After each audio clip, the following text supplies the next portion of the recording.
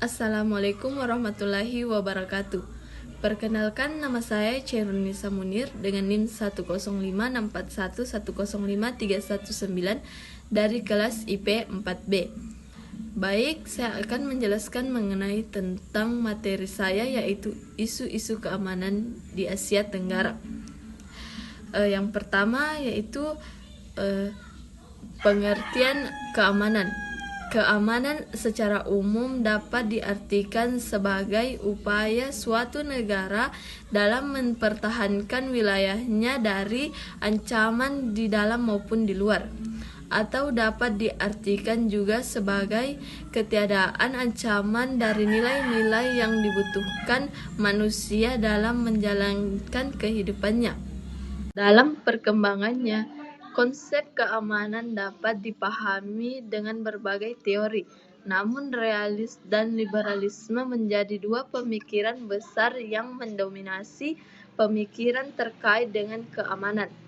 Konsep keamanan tidak lepas dari pemahaman pemikir realis yang memandang dunia internasional bersifat anarkis, sehingga dengan demikian setiap negara memiliki keinginan untuk meningkatkan kekuatan sebagai salah satu bentuk respon dari anarkisme tersebut. Pasca Perang Dingin Internasional mengalami pergeseran di mana kebiasaan kerjasama menjadi salah satu instrumen membangun dunia yang lebih aman, dan globalisasi menjadi faktor penggerak interkonektivitas masyarakat internasional.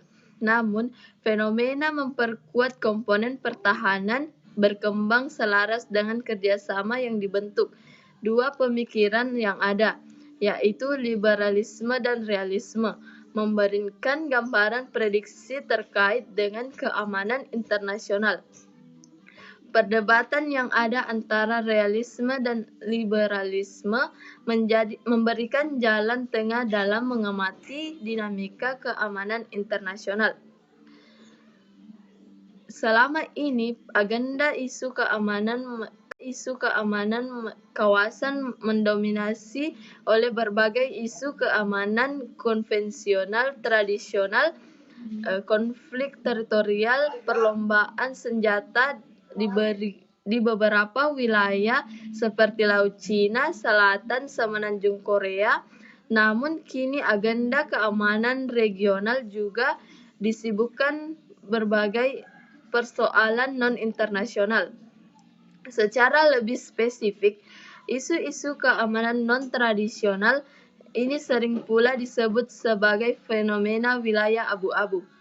Fenomena ini, sebagaimana dikemukakan Peter Kalb, secara luas dimaknakan secara luas sebagai ancaman-ancaman terhadap stabilitas sebuah negara yang berasal dari proses-proses non-pemerintah yang dilakukan oleh aktor non-negara. Berdirinya ASC ternyata tidak memberikan respon dari beberapa negara anggotanya, di mana hal ini menjadikan faktor-faktor yang mempengaruhi optimalnya ASC dalam melindungi masyarakat ASEAN, seperti contohnya kasus kekerasan di Myanmar, merupakan tantangan pertama bagi kebijakan non-intervensi dalam masalah dalam negeri dalam anggota ASEAN. ASEAN perhimpunan bangsa-bangsa Asia Tenggara. Berkembangnya interaksi regional di kawasan Asia Tenggara membawa berbagai isu-isu baru yang berpengaruh langsung dalam segala mekanisme yang harus dijalankan oleh ASEAN.